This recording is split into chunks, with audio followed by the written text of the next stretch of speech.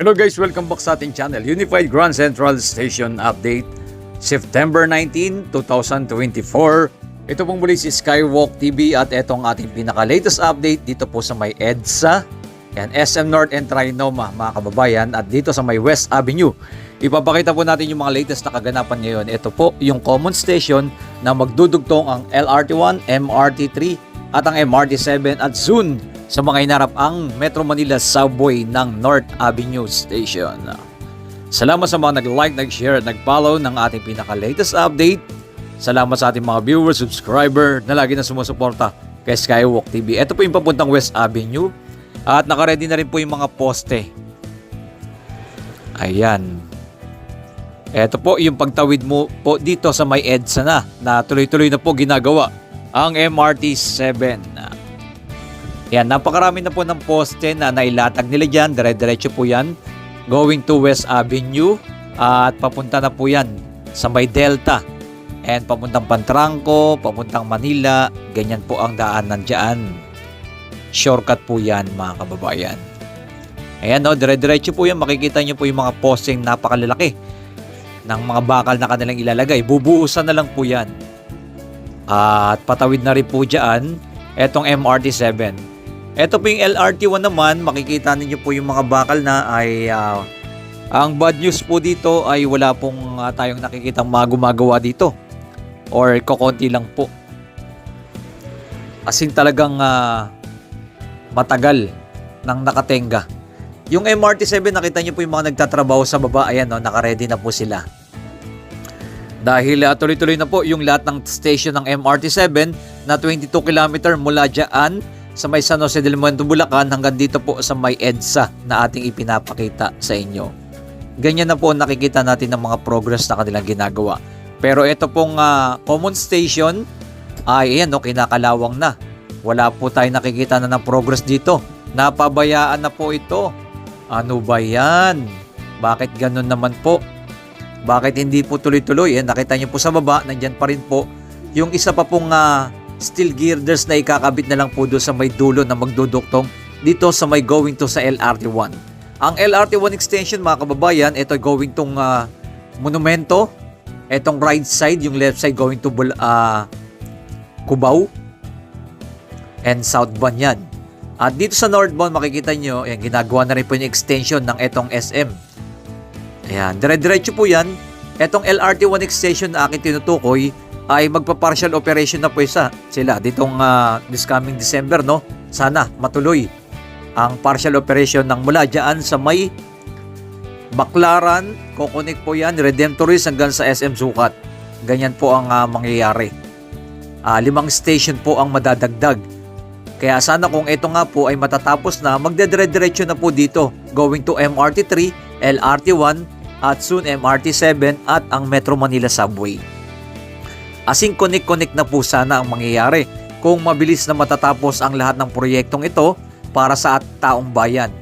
Pero dito po ay eto, medyo nabagalan at wala na po tayong nakikitang maraming gumagawa dito.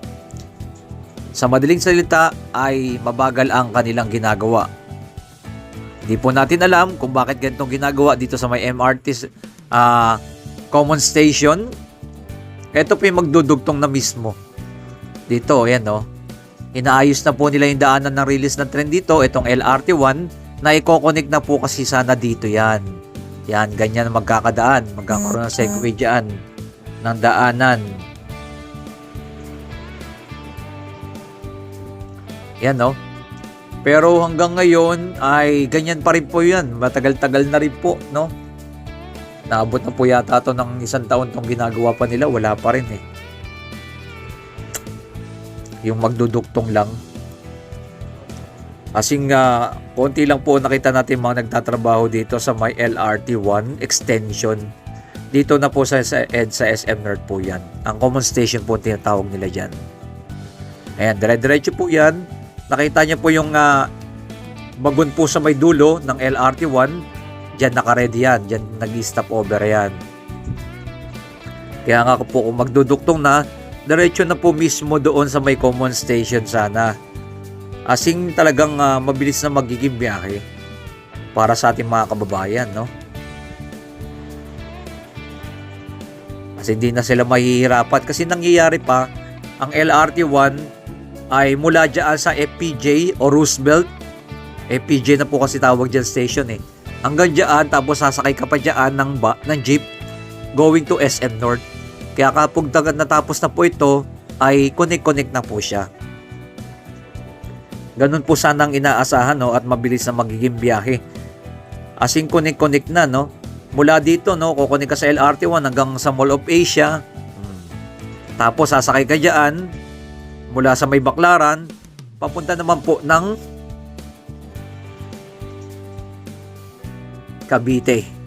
Ganun po.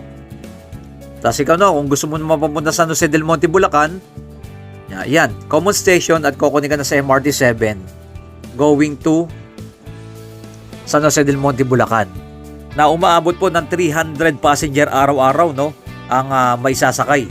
Napakalaking tulong na po ito, mga kababayan, at iwas talaga traffic, lalong-lalo na pag mga rush hour ay talagang pinakamahirap, lalo sa mga estudyante, mga nagtatrabaho. Kung ito ay may kukonek-connect na po nila mula Cavite hanggang Bulacan, tapos mula Mall of Asia, kasing connect na, ay mababawasan ng traffic, no? At hindi na dadaming mga gagamit na sasakyan dahil napakabilis na po na magiging biyahe. As in connect. Ganun po. Sana sa mga hinaharap. Pero medyo, ewan ko ba, ba't dito sa ating Pilipinas, po yung mga project, biglang natitigil eh. May mga delay. Kagaya po yun ang ating ina-update dyan, no? Yung Mindanao Avenue Extension, wala rin, natigil din. Ito pong NLEX, tsaka SALEX, tsaka NALEX, ganun din po. At yung airport po sa may Bulacan ay may delay din po. Bakit po kaya ganun? Ang nangyayari sa mga proyekto. Hindi po natin alam, no, bakit masyadong mabagal po yung kanilang ginagawa. Kagaya po ito, ilang taon na po itong proyekto na to, pero hindi matapos-tapos. Pero bakit yung LRT1 extension naman, mga foreigner may mga hawak, pero ang bilis. At ito rin po yung Metro Manila Subway, napakabilis din po yung mga Japan gumagawa. Ayun lang. Tatanong lang naman tayo, mga kababayan, bakit ganun ang ginagawa nila sa mga project na to? Ay ang mga tao naman po sana makikinabang neto para sa bayan. Pero bakit ganun ang ginagawa nila? Kilos-kilos naman po sa lahat ng mga kinaukulan dyan. Okay, maraming salamat sa inyong lahat dyan. Ito pong muli si Skywalk TV. Keep safe palaging. God bless. Mabuhay ang ating bansang Pilipinas.